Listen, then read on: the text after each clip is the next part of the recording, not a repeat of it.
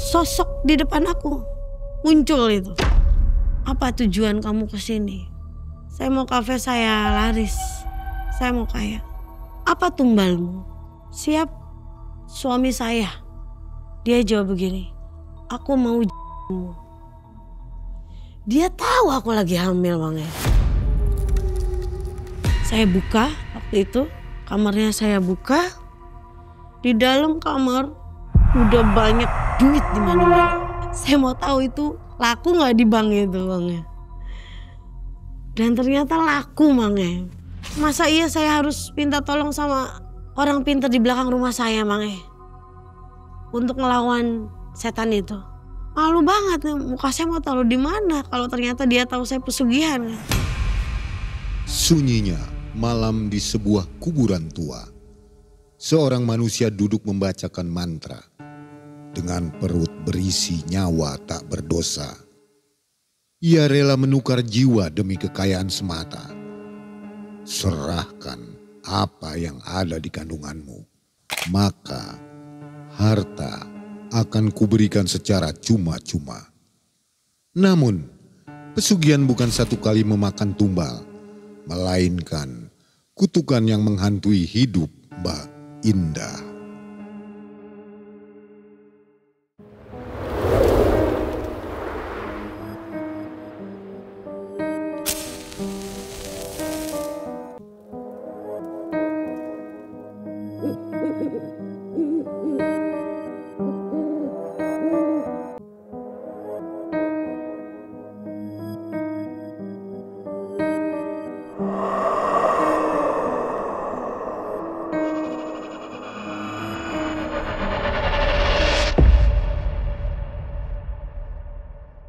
Assalamualaikum warahmatullahi wabarakatuh.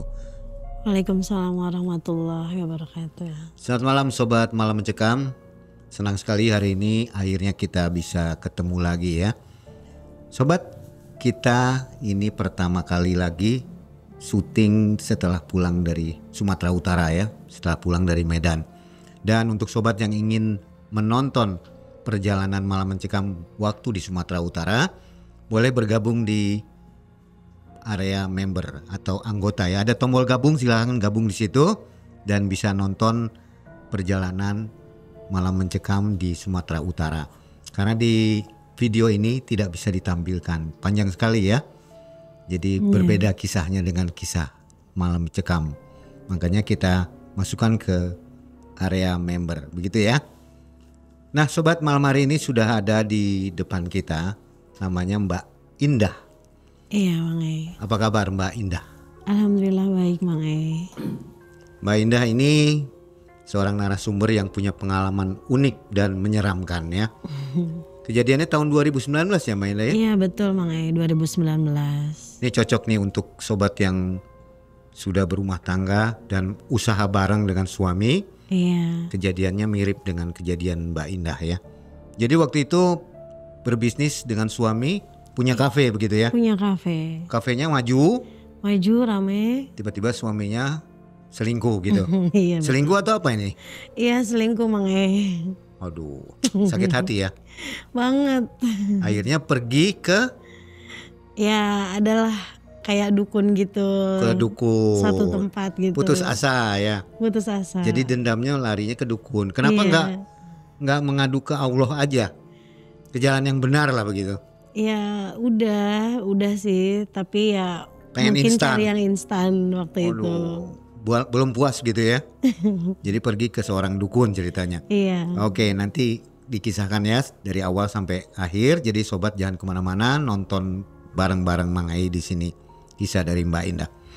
Mudah-mudahan sobat semua selalu dalam keadaan sehat walafiat ya. Jangan lupa untuk menekan tombol gabung, nonton perjalanan Mang Ai dan tim di Sumatera Utara. Malam Mencekam. Semakin malam semakin mencekam. Ini dia Mbak Indah.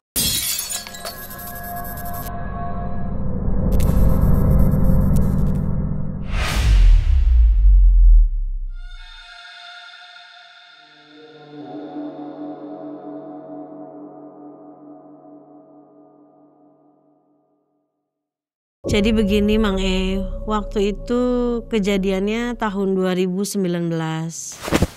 Saya dan suami saya punya usaha kafe. Waktu itu kita punya 2 kafe dengan nama yang berbeda dan tempat yang berbeda. Tapi mungkin saat itu suami saya nggak kuat ya dengan ujian yang ada. Jadi sekali, 2 kali ketahuan selingkuh. Akhirnya kita baikan lagi. Punya berapa kafe? 2 Mang. Ada 2 ya? Iya. Waduh, ini modalnya gede juga ya? Ya tadinya 1 karena rame kita bikin lagi waktu itu. Bisnis bagus ya? Iya. Nah, setelah itu kejadian yang ketiga ini yang mungkin membuat kita berpisah waktu itu. Jadi saat itu pagi-pagi itu ada notif masuk ke handphone suami saya. Saya lihat itu notifnya seperti ini Mang. Makasih ya transferannya udah masuk. Nanti kalau mau lagi kabarin aja ya sayang. Ada sayangnya. Ada sayang emang. Jadi istri mana sih yang jadi gak kepo gitu ya. Suaminya ada notif masuk seperti itu. Itu posisinya suami saya masih tidur. Jadi saat itu aku langsung scroll ke atas itu WhatsApp-nya. Ya dan ternyata adalah chat-chat mesum ya. Chat-chat gak karuan gitu lah makanya waktu itu. Malamnya itu ternyata suami saya itu mengirimkan uang ke perempuan itu. Kalau nggak salah waktu itu 6 jutaan. Pagi itu akhirnya saya bangunin suami saya Mang. Karena waktu itu aku udah nggak tahan ya. Akhirnya aku bangunin suami saya. Yang bangun. Ini ada WA dari perempuan. Kamu habis transfer uang apa ke dia? Lalu sambil kayak mau bangun gitu dia jawab gini, oh itu SPG rokok yang nitip rokoknya di kafe. Lalu aku tanya balik, kenapa ada sayang-sayangnya gitu kan. Akhirnya dia marah begini, udah lancang banget sih buka-buka handphone. Gak boleh kayak gitu, gak sopan. Dia jawab gitu waktu itu.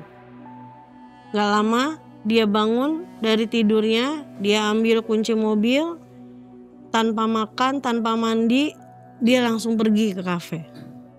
Saat itu aku tungguin tuh sampai siang, sampai malam, ternyata dia gak pulang hari itu. Lalu yang kedua, tetap gak pulang juga hari kedua.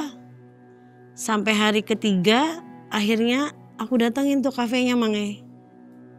Ya sebenarnya apa ya, malu juga ya, oh dia yang salah aku yang nyamper gitu. Tapi hari itu aku udah niat, ya udahlah aku maafin lagi aja gitu. Istilahnya aku mengalah gitu.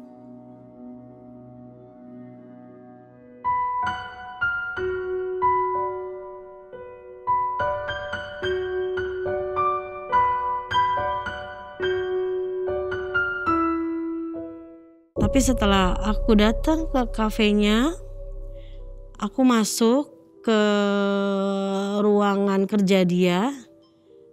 Aku lagi nemuin dia sama perempuan gitu. Memang gak lagi ngapa-ngapain, lagi di tempat meja kantornya gitu. Tapi kan aku kaget aja gitu ya waktu itu. Setelah itu aku tanya, siapa yang ini gitu. Oh itu biasa SPG menawarin rokok. Dia jawabnya kayak gitu. Itu 6 juta untuk pembayaran apa ngomongnya? Dia bilangnya untuk pembayaran rokok Mang. Bayar rokok. Padahal gak ada rokoknya. Sebenarnya ada. Rokok yang dititipin di kafe waktu itu ada. Memang ada satu branding kafe kita itu dengan satu rokok gitu Mang. Tapi karena ada kata-kata sayangnya dan chat mesum atasnya, aku jadi nggak percaya dong, ya kan Mang ya. Ya udah akhirnya, ya udah nih makan. Aku bawa makanan karena itu waktu itu aku ngajak dia makan siang bareng di situ ya, dengan niatan kita bisa ngobrol bareng lalu baikan. Tapi ternyata hari itu kayak bukan suami aku yang biasa aku kenal Mang. Kayak dingin banget aja gitu, berubah gitu. ya kayak nggak mau berani natap saya. Kayak perlakuannya nggak semanis dulu gitu. Kayak aku tuh kayak orang asing di matanya hari itu ya. Mungkin karena dia canggung ada perempuan itu atau apa, saya nggak ngerti waktu itu. Kita adu omongan lagi di situ, agak berantem lah. Aku tanya, itukah perempuan yang kamu transfer? Udah jangan ribut di sini. Nggak lama dari itu dia geret tangan aku ke depan kafe sampai kayak ngedorong gitu dan saya terjatuh di situ makanya. Itu waktu itu sebenarnya malunya luar biasa. Ada karyawan ya, jelas karyawan ngelihat kejadian itu.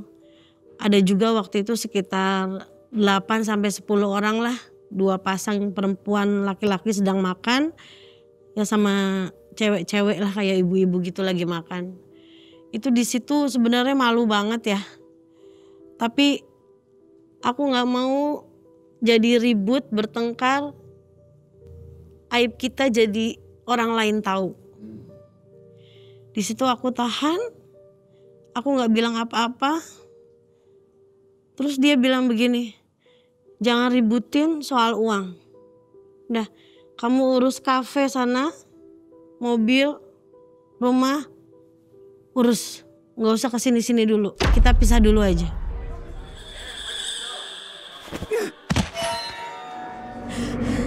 Pergi dari sini. Setelah itu aku beresin tuh Mang tas-tas aku yang jatuh. Setelah didorong aku berdiri, aku masuk mobil. Itu aku langsung pulang. Di mobil aku cuman berdoa gitu sama Allah. Ya Allah, ini lindungi janin aku, bayi aku. Soalnya waktu itu posisinya aku lagi hamil 4 bulan Mang 8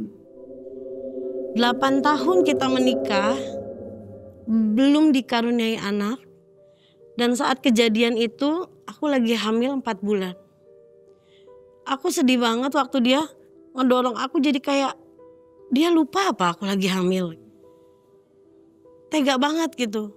Akhirnya aku pulang, siang itu aku pulang, aku langsung ke rumah. Aku bed rest di rumah, aku gak mau terjadi apa-apa sama kehamilan aku. Aku tuh berharap dia tuh telepon aku Mang nanyain keadaan aku, tadi gimana jatuh dan minta maaf gitu. Tapi ternyata sampai malam tuh gak ada telepon. Gak ada WA, gak ada telepon gitu. Dan akhirnya malam itu dia pun gak pulang Mang Semalam gak pulang, 2 malam juga gak pulang.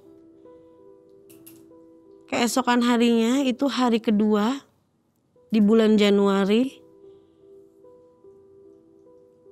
anak buah suami saya tuh telepon ke saya. Assalamualaikum Bu. Ya waalaikumsalam. Ini Rafa Bu. Iya Rafa. Kenapa? Ini nama-namanya udah saya samarkan ya Mang ya. Rafa minta maaf ke saya Mang Ibu maafin ya. Kemarin kejadian di kafe, Rafa gak nolongin ibu. Oh iya Rafa gak apa-apa. Rafa takut Bu, kayaknya Bapak lagi marah banget. Iya Rafa gak apa-apa kata saya bilang begitu. Lalu Rafa juga cerita ke saya. Bu sebenarnya Rafa juga mau cerita sama ibu. Kalau akhir-akhir ini Bapak tuh sering kedatangan perempuan di kafenya. Kadang dari siang sampai sore masuk ke kantor Bapak gak keluar-keluar. Kadang kalau karyawan udah mau pulang itu tamunya gak keluar-keluar. Oh gitu. Iya Bu. Perempuannya sama itu aja. Iya Bu, perempuannya sama itu aja. Nah dari situ aku kayak gak ngenalin suami aku ya. Ya Allah kok aku gak tahu gitu. Ternyata kelakuan suami aku di luar tuh sejahat itu waktu itu. Sedihnya sedih banget ya. Soalnya dia ini manis banget makanya kalau di rumah. Kalau sama aku tuh manis sekali. kayak yang suami baik-baik aja gitu. Jadi mulai dari situ aku ngerasa memang gak bisa diharapkan lagi suami saya waktu itu. Lalu tidak lama dari itu ada telepon masuk lagi ke saya dari kafe satunya Mang E.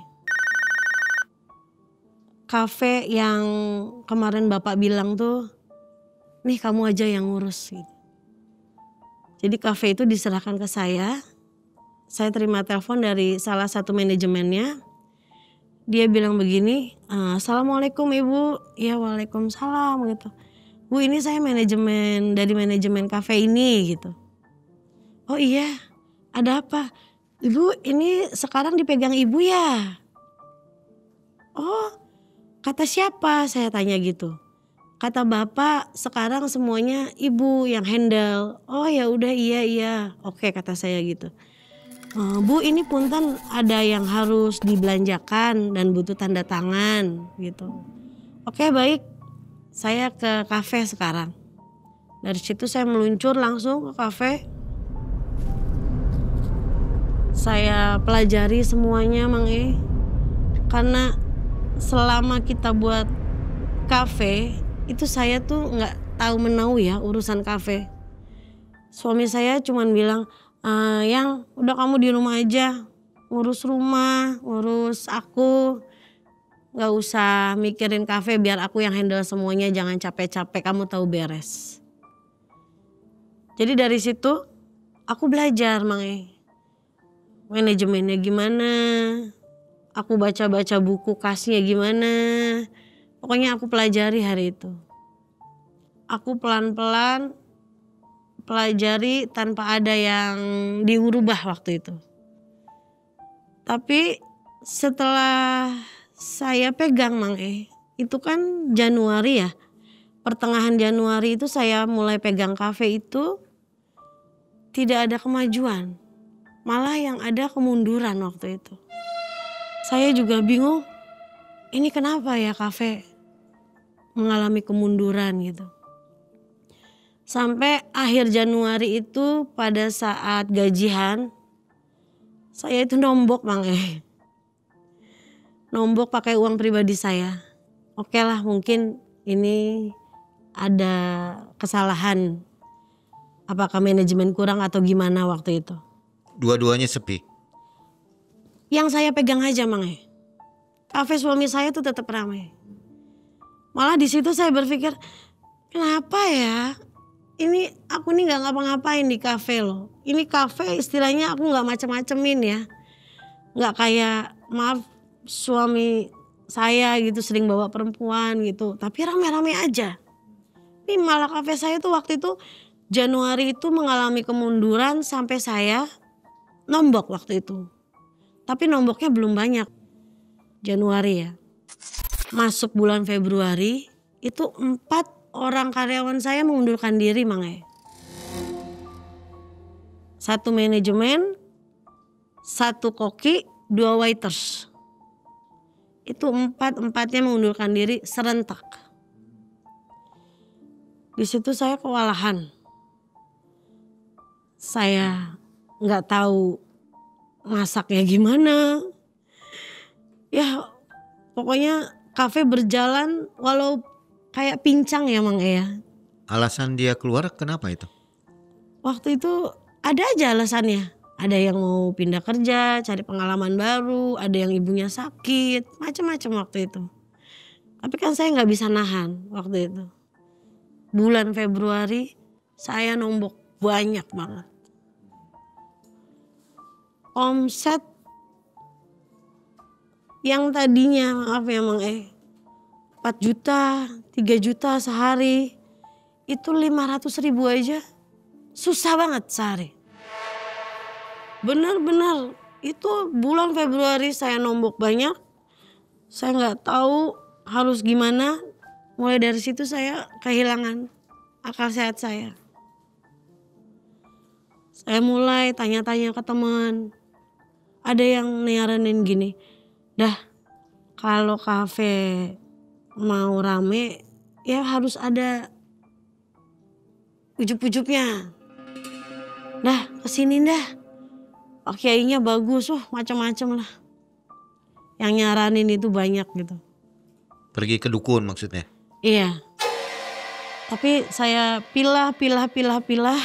Akhirnya ada teman saya tuh Mang yang nyaranin.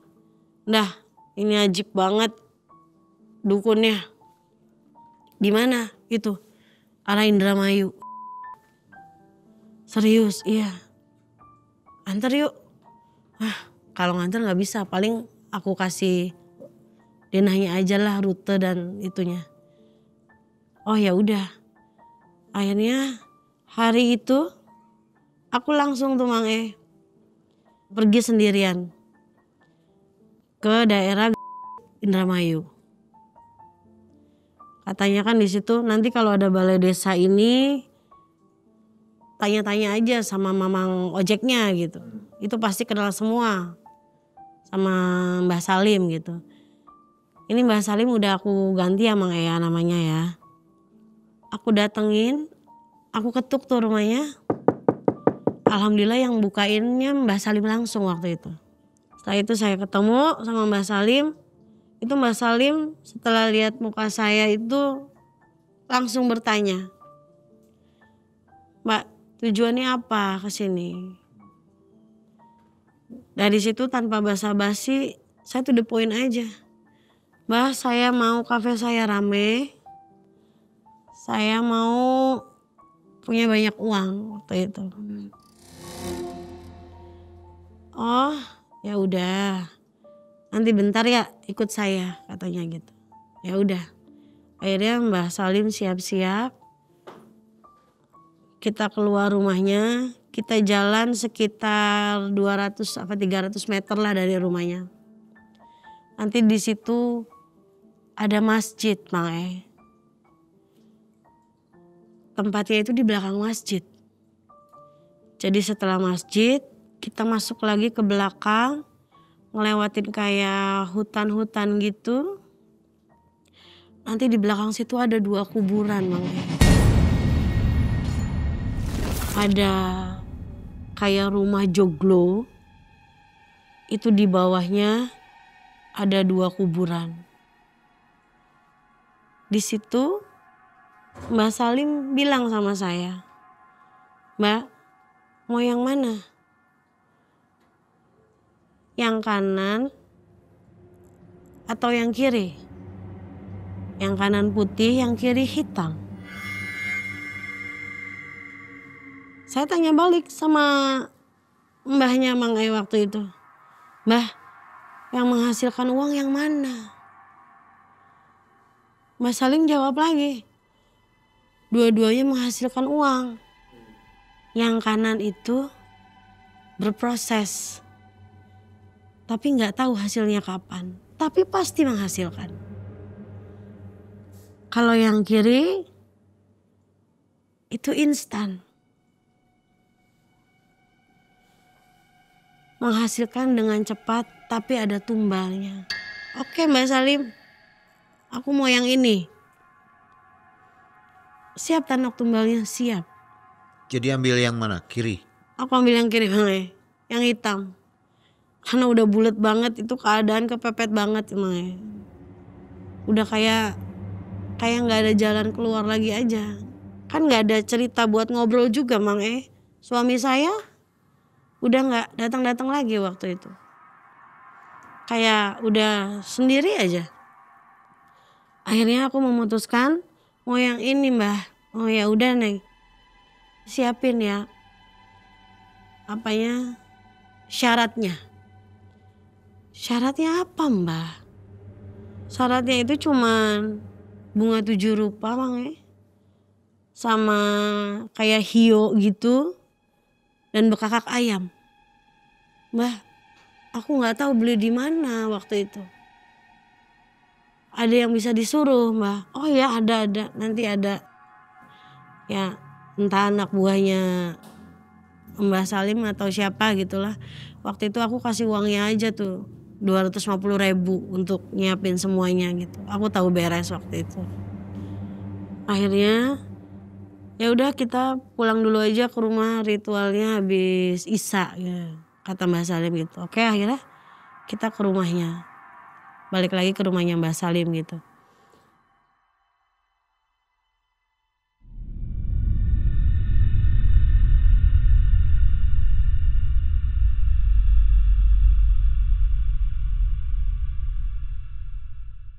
Setelah semuanya syarat dibeli, waktu Isa datang, ayo Mbah, udah Isa, tunggu nok.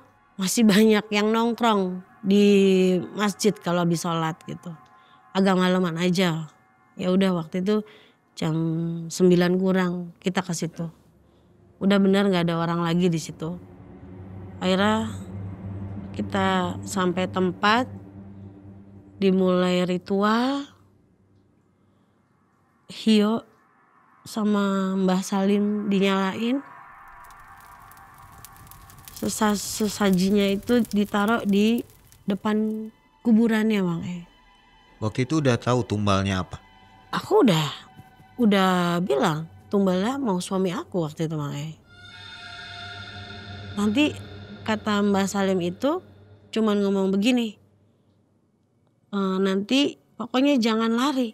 Apapun yang nongol, jangan lari, jangan takut. Hadepin, ngobrol sampai jadi lah istilahnya gitu. Oke, siap. Mbah Salim tuh aku nggak ngerti ya ngomong kayak bahasa bebasan gitulah. Setelah nyalain dupanya itu, dia kayak doa-doa apa itu aku nggak ngerti. Aku duduk aja di situ. Setelah itu aku ditinggal Bang. Mbah Salim tuh sekitar 200 meter lah. Dia mantau aku dari kayak ada joglo juga tapi kecil gitulah, gubuk-gubuk begitu di sana. Saya di situ ya Mbak, jangan takut. Oh iya Mbak. Sebelum pergi Mbah Salim cuma bilang yakinin hatinya ya, dimantepin gitu. Oke siap Mbah gitu. Itu jam 9 lebih dikit aku mulai ritual, aku diem di situ. Lewat jam 10 belum ada tanda-tanda. Jam 11 belum ada apa-apa. Jam 12 lebih sedikit baru tuh Mang. Kayak ada angin besar banget. Besar banget kayak angin apa ya, itu sampai daun-daun aja ikut muter gitu. Itu gak lama setelah angin kayak ada sosok di depan aku muncul itu. Tinggi, besar, hitam, itu matanya merah. Telinganya tuh kayak apa ya, ya panjang gitu lah Mang. Tapi yang kebayang-bayang sampai sekarang tuh itu lidahnya itu yang menjulur itu Mang. Udah berlendir, menjulur, serem banget waktu. Yang aku cium waktu itu ada wangi sekali. Tapi kayak berujung sangat amis gitu. Kayak campur bau, tapi wangi sekali.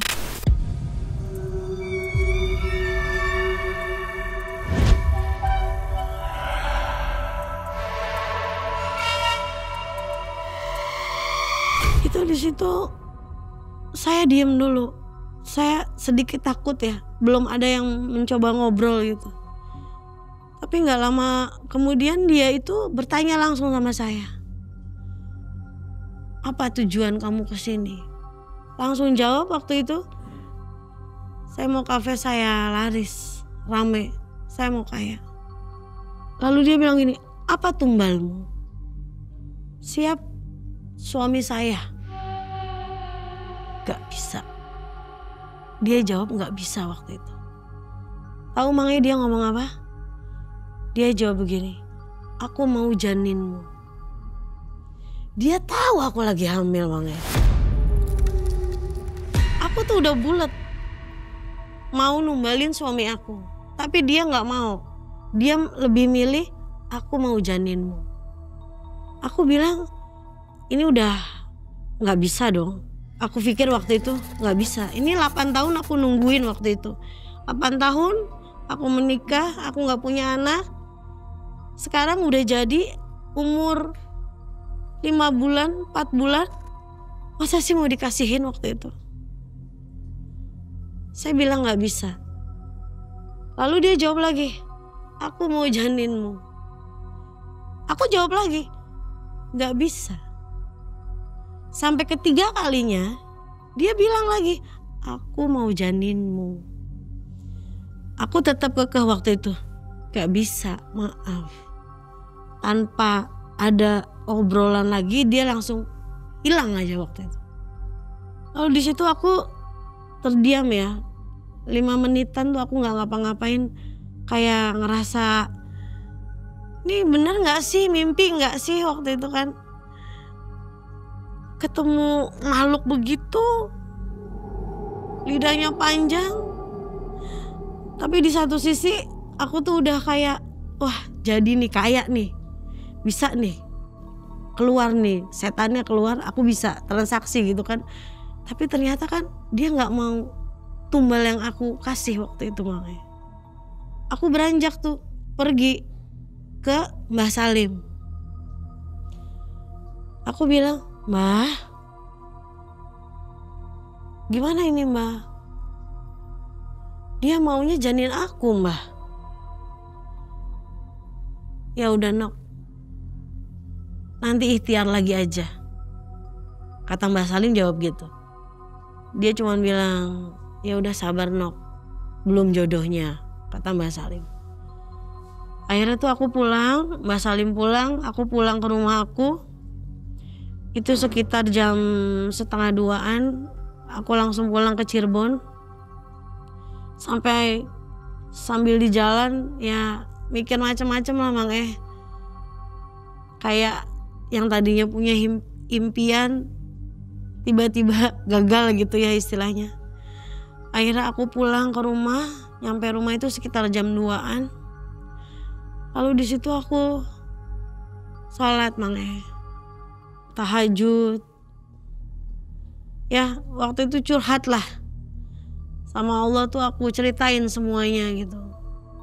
Sampai nangis-nangisnya aku ceritain waktu itu ya. Karena memang sudah berat banget masalahnya. Kayak aku memban sendirian kan gimana ya.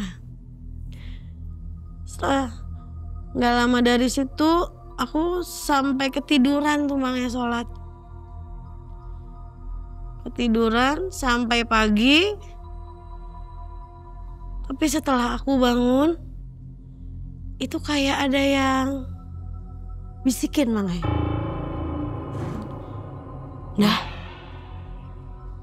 udah gak apa-apa, tumbalin aja bayi kamu. Toh kalau bayinya lahir, suami kamu tuh udah gak sama kamu lagi gitu. Itu tiba-tiba ada kayak yang bisikin gitu Mang. Kayak ada yang mantepin di hati aku gitu. Wah, apa gimana ya waktu itu, galau juga. Tapi gak mungkin aku cerita ke orang tuh kan. Jadi aku kayak pusing sendiri, galau sendiri gitu, ambil keputusan sendiri. Tapi gak lama dari itu aku buletin tekad aku, oke, fix, aku mau balik lagi ke Mbah Salim. Jadi hari itu Mang, aku inget banget bulan Februari,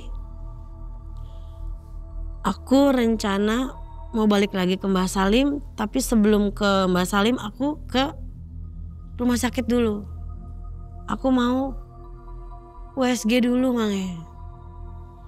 Aku mau USG dulu. Biar apa ya, jadi kenang-kenangan lah. Aku videoin muka bayi aku gitu. Aku videoin perut aku waktu itu. Biar jadi kenangan lah. Nih aku tuh pernah hamil gitu. Aku takutnya setelah kejadian ini Allah marah ya. Jadi gak ngasih lagi kan. Aku takut gitu. Jadi semuanya aku videoin.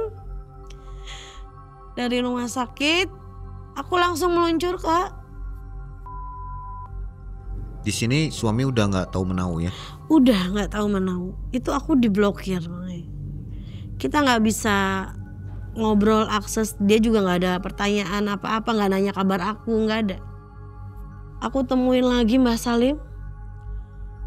Aku bilang, Mbah, aku mau Mbah numbalin janin itu Mbah. Udah dipikir-pikir karena udah Mbah.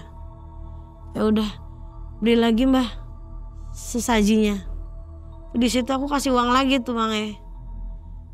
Nih Mbah, aku tahu beres lah, waktu itu aku kasih 300 lah.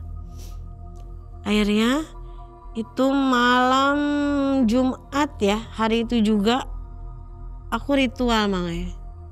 Kembali ritual. Di situ aku langsung seperti biasa sesaji, Mbah Salim nyalain dupanya, baca doa. Nah aku nunggu tuh. Jam 9 kurang 15 itu aku mulai ritual. Jam setengah 10-an itu datang Mang. Cepet. Nggak berjam-jam kayak ritual saya yang pertama itu. Itu setengah 10 udah datang dia. Sama. Ada angin besar. Baunya yang khas itu ya. Wangi tapi kayak gitu ya. Dia datang lagi. Nggak banyak nanya lagi dia, langsung aku mau janinmu. Udah dari situ aku langsung jawab, iya saya mau numbalin janin saya. Itu sambil kayak ketawa ya, itu si makhluk itu tuh kayak ketawa, suaranya kayak sengau gitu. Gitu. Jadi kayak bukan laki-laki, kayak bukan perempuan gitu Mang. Suaranya kayak bindeng-bindeng sengau gitu, kayak ketawa gitu. Dia cuma bilang, siapin kamar Jumat pagi gitu. Jadi aku tuh disuruh nyiapin kamar Mang waktu itu.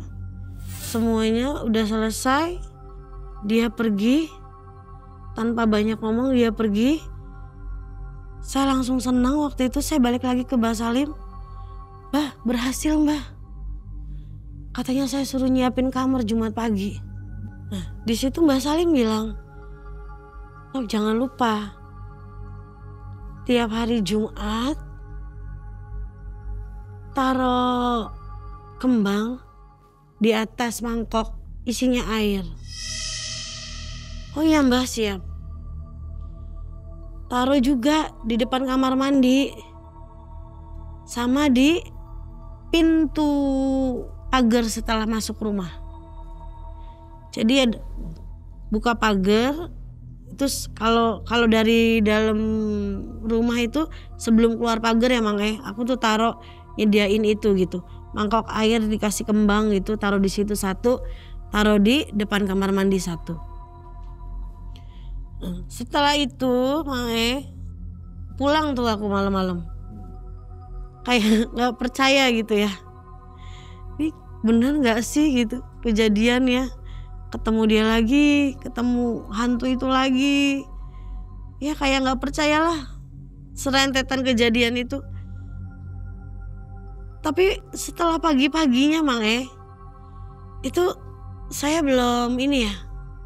Setelah bangun pagi itu tiba-tiba perut saya hilang Mang. Di rumah ada siapa aja? Ada Biam sama supir. Ibu maksudnya? Biam tuh yang bantu-bantu saya di rumah. Oh. Mbak gitulah. Saya udah pisah rumah sama orang tua saya gitu. Jadi pagi-pagi itu saya bangun tidur, perut nggak ada nih, kosong. Ada tanda-tanda? Nggak ada Mang, kayak lebih enakan aja. Dulu kalau bangun tidur lagi hamil tuh kayak aduh balik kanan pelan-pelan, balik kiri pelan-pelan gitu kan, kayak nggak enak gitu ya. Tapi hari itu kayak kosong aja, langsung hilang gitu. Itu nggak lama dari situ saya langsung lari Mang, ke kamar yang kosong, karena memang itu kamar kosong ya. Kan dia minta Jumat pagi sediain kamar. Karena itu memang kamar kosong. Tapi tadi malam tuh kuncinya saya ambil gitu. Saya buka waktu itu. Kamarnya saya buka. Itu Mang di dalam kamar udah banyak duit di mana-mana. Gepokan gitu. Gak gepokan Mang Berserakan. Berserakan Mang 100 ribuan. Ada 50, ada 100. Campur ya? Campur waktu itu. Sekamar aja. Itu di atas kasur atau di lantai? Di mana-mana Mang Di mana-mana. Di mana-mana. Sekamar aja full. Tuh. Kayak berserakan. berenang begitu ya? Aduh, ya Mang Bisa berenang bener. di uang gitu. Bener. Tuh banyak banget.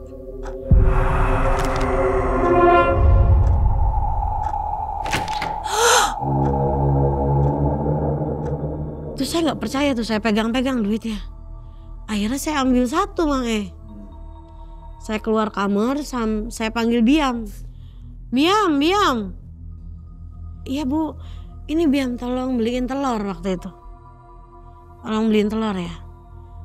Nanti kalau udah beli kesiniin lagi aja kembalinya, saya bilang gitu. Iya Bu tuh. Biam beli, saya masuk lagi tuh. Saya masih ngeliatin, saya masih nungguin nih. Biam laku nggak nih uang saya waktu itu? Tuh nggak lama Biam datang lagi Mang Bu ini telurnya, ini kembalinya. Udah telurnya masukin kulkas. Saya masuk lagi ke kamar.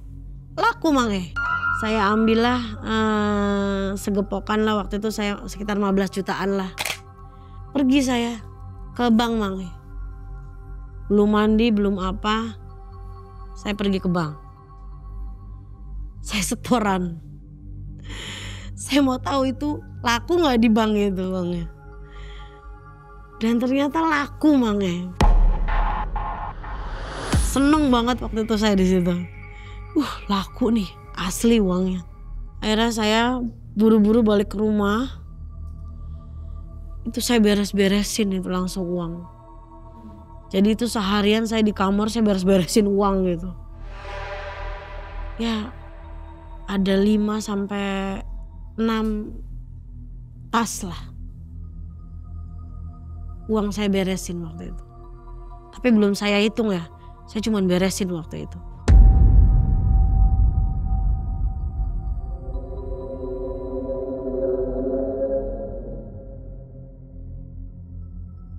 Pokoknya dari situ saya langsung gerak cepat waktu itu. Saya pasang iklan untuk menerima karyawan. Saya panggil arsitek untuk rubah tampilan kafe saya. Tuh saya rombak itu kafe Bang Gimana caranya? Ini kafe harus estetik. Terus saya nggak mikirin duit karena memang banyak ya waktu itu. Saya juga ya beli perhiasan, poya-poya lah, bahagiain. Sampai pembantu supir saya kasih uang waktu itu. Nih Biam beli emas, beli apalah terserah gitu. Saya ajak jalan-jalan keluarga. Wah, saya ngilangin stres dulu lah waktu itu. Saya juga beli mobil waktu itu Mang Nggak ganti ya, saya beli. Jadi mobil saya waktu itu 2. Saya juga lagi pesan 2 unit untuk saya rentalin waktu itu rencananya. Beberapa bulan, alhamdulillah kafe saya rame Mang Tapi ya dengan syarat, setiap Jumat harus ada kembang dikasih air sebelum pintu keluar rumah saya dan di depan kamar mandi. Yang jadi persoalan waktu itu Mang bayi saya. Ibu saya nelpon. Nah, kapan lahiran? Saya kayak waktu itu bingung kasih penjelasan ke ibu saya. Gak lama dari itu saya bikin cerita Mang ke ibu saya. Saya bilang ke ibu saya, ke orang rumah saya juga saya bilang, saya keguguran. Waktu itu saya 2 hari nginep di hotel, Bang, tanpa ngabarin yang lainnya ya. 2 hari saya nggak ada kabar ke orang rumah. Setelah saya mau pulang, saya baru ngabarin.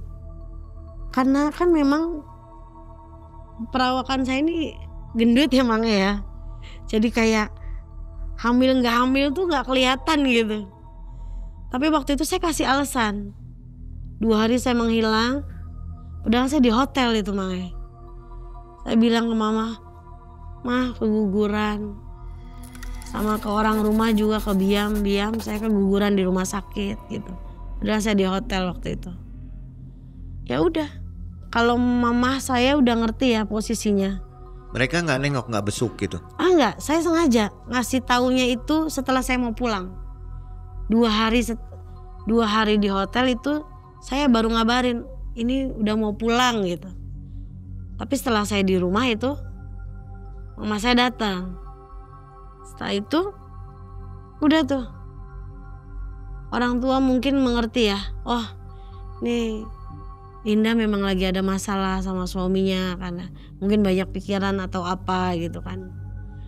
Orang tua saya juga bertanya-tanya, loh ini kok ada mobil baru, benerin kafe gitu ya. Ya aku bilang uang tabungan yang ada gitu lah. Jadi ya memang banyak pertanyaan. Tapi kalau orang-orang rumah, Biam sama supir tuh waktu itu, dia cuman bilang, "Waduh Bu, hebat sih Bu ganti mobil," gitu kan. Itu cash semua ya? Cash, saya cash. Tapi ya memang ada pertanyaan, kalau orang rumah itu pertanyaannya ini Mang, "Bu kenapa sih Bu sekarang naro itu?" Oh ada kecurigaan. Kenapa sih Bu sekarang hari Jumat kudu naro ini? Ya aku bilangnya itu kata orang pintar kalau habis keguguran tuh kayak gitu. Aku alasannya kayak gitu. Sesajen ya? Iya. Oh masa sih Bu, saya baru dengar tuh. Biam adalah, Biam ngomong kayak gitu ke saya. Setelah itu kafe saya renov ya Mang, itu setiap bulannya ada aja Mang yang kecelakaan. Ada yang patah tulang karena jatuh gitu.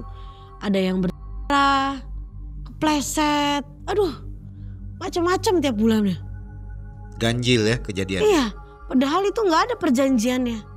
Tapi kayak, ini kenapa ya? Hampir tiap bulan ada aja pengunjung saya yang, "Bu ada yang kecelakaan Bu ada yang jatuh Bu, berdarah, ada yang patah tulang." Itu kamar mandi saya tuh nggak ada licin-licinnya Mang. Saya buat estetik, batu-batu alam. Dari mana licinnya batu-batu? Batu-batu alam, gentong airnya juga saya dari batu alam. Gak ada yang kayak lantai di mall licin kayak gitu, gak ada. Ada yang sampai meninggal gak waktu itu? Belum ada. Belum ada? Gak ada Mang, iya. Jadi saya kasih uang, santunan lah. Seikhlasnya saya waktu itu. Maaf ya gitu. Barangkali licin atau apa, tapi memang saya udah jelasin kamar mandi saya nggak licin kok, begini-begini. Ada aja tuh tiap bulan ya kejadian, setiap bulan itu Mang. Sampai saya lihat CCTV ya, ini kenapa ya jatuh? Oh, memang kayak natural aja jatuhnya, kayak nggak ada dianeh-anehin gitu. Tuh sampai akhirnya 1 tahun Mang, tuh 1 tahun berjalan, ada satu malam itu saya dimimpiin jam 3 malam, saya kayak dicekek gitu. Sambil dia nanya, "Mana janin saya? Janin buat saya mana?" Seperti apa sosoknya? Sama Mang, Itu lagi? Itu lagi. Ininya panjang lidahnya itu? Iya. Itu lidah udah kayak mau melet-melet ke saya. Aduh, saya kalau merinding Mang. Itu di luar perjanjian Mang. Saya nggak tahu kalau ternyata setiap 1 tahun saya harus kasih janin lagi ke dia. Waktu pertama nggak ada perjanjian? Nggak ada perjanjian apa-apa Mang. Nggak lama dari itu, jam 3 saya bangun. Saya sholat. Pagi-pagi jam 7 saya berangkat tuh Mang ke rumah Mbah Salim. Saya bilang sama Mbah Salim, "Mbah, tadi malam saya dimimpiin Mbah. Saya diteror nih Mbah. Saya dimintain janin lagi. Gimana caranya? Saya suami aja nggak ada." "Ya udah cari aja dulu," kata Mbah Salim, "cari aja dulu. Gimana caranya dapat janin? Biar gak marah, biar gak ngamuk," kata Mbah Salim kayak gitu. Itu akhirnya saya telepon tuh teman saya yang perempuan malam itu. Ada ya teman saya perempuan malam. Saya tanya, "Ada yang lagi hamil nggak? Saya mau beli bayinya." Sampai saya kayak gitu. Ya teman saya bilang, "Nggak ada." Oh, itu seharian udah cari-cari sampai saya ke rumah sakit yang biasa saya datengin tuh. Susternya kan saya kenal Mang. Saya sampai bilang, "Ada nggak yang keguguran hari ini?" Nggak ada. Udah malam lagi tuh hari itu. Saya nggak dapat hari itu Mang. Hari pertama saya diteror tuh saya nggak dapat. Hari kedua itu rumah saya diteror Mang. Biam yang kerja di rumah saya itu kesurupan Mang. Jam 2 malam dia teriak-teriak. Teriak-teriak macem-macem, ketawa-ketawa. Bikin saya takut lah. Saya nggak bisa apa-apa, saya bingung waktu itu. Ini gimana? Akhirnya saya suruh supir saya, "Bang, gimana ini? Bu, panggil orang pintar aja Bu," gitu. Akhirnya saya panggil tuh orang pintar di belakang. Kesurupannya sambil ngomong gitu nggak? Ketawa-ketawa Mang. Nggak ngucap apa-apa? Nggak ngucap apa-apa. Teriak-teriak sambil ketawa-ketawa. Kayak kuntilanak gitulah suaranya. Tuh akhirnya supir saya nyari, ada orang belakang Mang. Tuh kayak Pak Haji lah di belakang rumah saya tuh. Akhirnya Pak Hajinya dibawa ke rumah saya, didoa-doain tuh. Si Biam didoa-doain sama dia. Tuh alhamdulillah Mang, mendingan. Setelah azan subuh tuh mendingan. Terus saya pikir, aduh, tadi malam saya mau dicekek.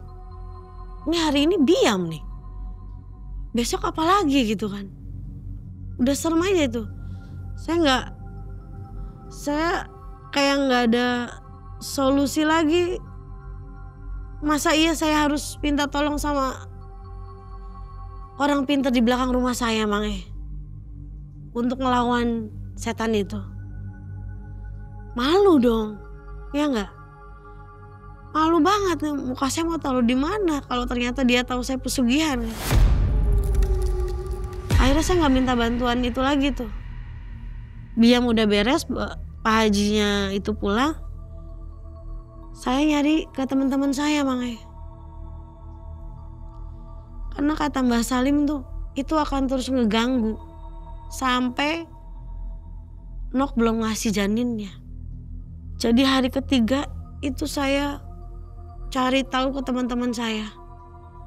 Pak Haji yang bener-bener bisa ngebantu persoalan saya gitu.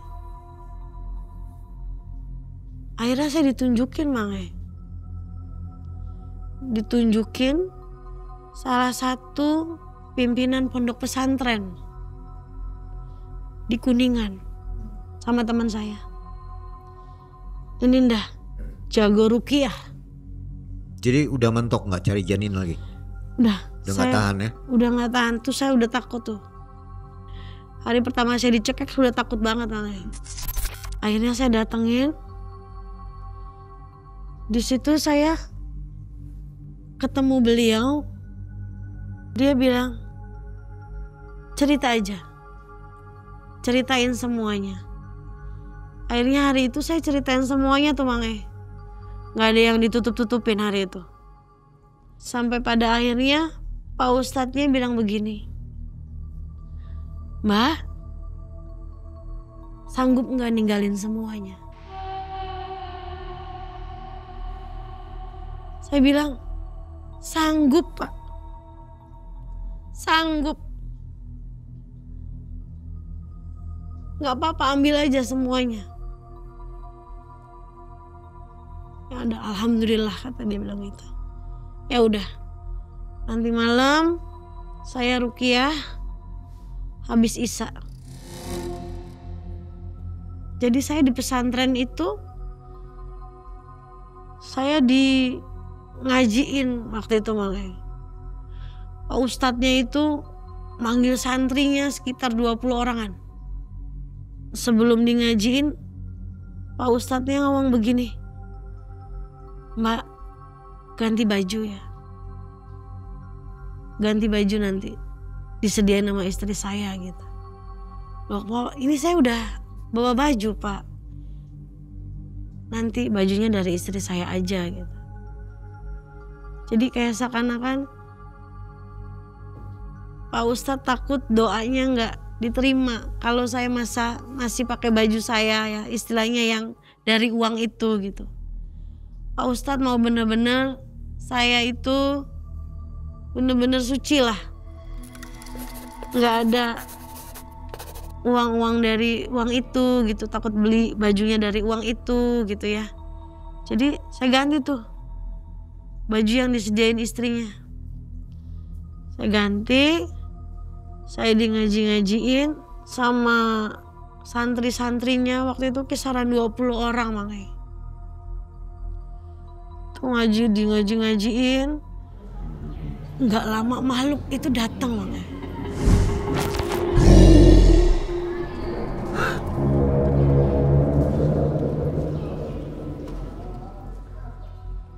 Pak Haji sama makhluk itu kayak berantem gitu. Berantem aja berantem. Kelihatan wujudnya. Saya ngelihat makanya. Yang lain santri-santri. Yang lain enggak. Saya ngelihat. Di situ saya sedih ya. Ya Allah, ini Pak Haji baik banget ya, mau nolongin saya gitu.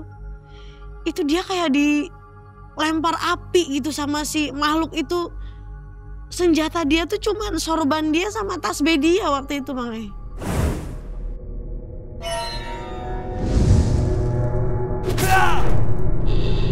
Api datang, dia tebas pakai sorbannya gitu. Dia doa. Udah kayak berantem aja. Itu nggak lama setelah berantem bunyi pental itu. Pak Haji terpental, dia entah kemana gitu. Sampai muntah darah waktu itu saya lihat. Haji muntah darah, bangkit lagi gitu. Berantem lagi. Ya udah, dari situ gak lama ledakan kedua, gede banget itu suaranya, hilang gitu.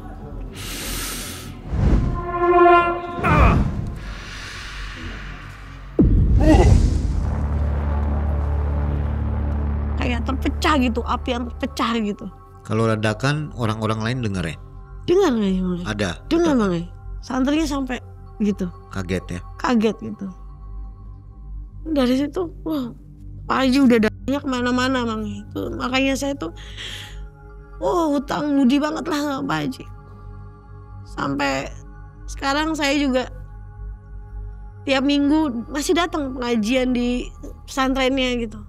Karena memang berjasa banget lah buat saya. Dia cuma bilang, alhamdulillah mbak, udah lepas gitu. Waktu itu, alhamdulillah udah lepas. Perjanjiannya udah selesai. Nanti jangan kaget gitu. Kalau apa-apanya hilang, apa-apanya musnah gitu kata Pak Haji. Saya mau ngasih uang, ya Pak Haji gak nerima uang waktu itu. Dia cuma bilang, sering-sering sholat tobat. Karena Pak Haji bilang tuh, kalau musyrik tuh besar sekali dosanya makanya. Pak Haji bilang, jangan lagi-lagi ya Mbak. Iya Pak Haji, selalu diingetin gitu. Jadi Ya udah, dari situ kafe saya sepi lagi. Sampai waktu itu kan awal Covid ya. Jadi tutup gitu kafe. Mobil saya yang rental hilang gitu. Ada yang gadein gitu. Ada aja. Uang-uang cara perginya itu, bangkrutnya itu punya jalannya sendiri-sendiri makanya. Ada yang ditipu lah apalah. Sampai akhirnya jalan lagi kafenya gitu, tutup permanen gitu. Karena memang saya udah nggak punya modal lagi waktu itu. Sampai akhirnya saya gadein ke salah satu bank sampai disegelnya. Ya udah kena lelang. Hilang perlahan ya? Hilang perlahan ya. Itu kurang lebih 1 tahun lah. Jadi jayanya itu hanya 1 tahun? 1 tahun makanya. Itu pun ujungnya nggak enak ya? Ujungnya nggak enak. Udah hilang semua, ke kehidupan ada gangguan nggak? Tidak ada sama sekali. Makhluk itu pernah datang lagi nggak? Enggak makanya. Benar-benar enggak. Lepas itu apa usahanya? Aku online shop aja sekarang. Karena memang kita kan nggak punya modal lagi waktu itu makanya. Aku udah ikhlasin lah. Ke barang-barang yang aku beli juga udah aku kasihin ke temen gitu. Nggak ada yang tahu ya, nggak bocor rahasianya? Nggak bocor rahasia ini makanya. Suami gimana? Suami alhamdulillah udah menikah lagi sekarang. Saya juga udah menikah lagi sekarang. Waktu itu setelah Covid kita urus perceraian. Akhirnya udah masing-masing jadinya. Mbak Indah sendiri sekarang sudah punya anak? Alhamdulillah dipercaya. Saya punya 1 makanya sekarang. Sehat ya? Alhamdulillah sehat. Jadi perekonomian dengan suami yang baru membaik atau Alhamdulillah lebih membaik, baik dari yang dulu? Iya. Nyaman lah, Nyaman. bahagia begitu ya? Soalnya bukan pengusaha, pegawai sekarang. Oke. Suaminya pegawai. Kapan terakhir ketemu dengan suami? Tahun udah lama banget ya, 2023an lah. Udah nggak ada dendam lagi ya? Nggak ada tapi memang yang dia tahu anak saya keguguran. Oke, baik. Nah, Sobat Malam Mencekam, di kisah ini nanti bisa digali lagi kalau mau ketemu dengan Mbak Bila ya. Di tombol gabung di situ ada Mbak Bila, nanti bisa lebih tahu mendalam tentang kisah dari Mbak Indah ini. Baik sobat, itulah akhir kisah dari Mbak Indah. Mudah-mudahan kita terhindar dari godaan seperti ini ya. Iya, ujian makanya. seperti ini. Jangan pergi ke tempat pesugihan karena nggak ada yang bahagia ya. Bener, nggak ada Hanya 1 tahun untuk apa ya? Iya. Mbak Indah, mudah-mudahan sehat selalu dan Iya. jangan lagi pergi ke tempat pesugihan ya. Iya, pasti. Pesan untuk penonton apa? Percaya sama Allah, rezeki itu ada. Jangan sampai melakukan syirik karena akan berujung ya tidak menyenangkan lah. Untung aja Mbak Indah ini bisa terhindar ya, terlepas. Iya. Gitu. Dan Mbak Indah harus memakai masker karena alasan ya privacy tentunya ya. Iya. Tidak ingin diketahui oleh orang lain, hanya ingin berbagi pengalaman saja ya. Iya. Mbak Indah terima kasih. Dan Sobat Sama-sama. Malam Mencekam, jangan lupa untuk gabung bersama Mbak Bila di area member. Salam dari Mang Ai dan tim. Assalamualaikum warahmatullahi wabarakatuh. Waalaikumsalam warahmatullahi.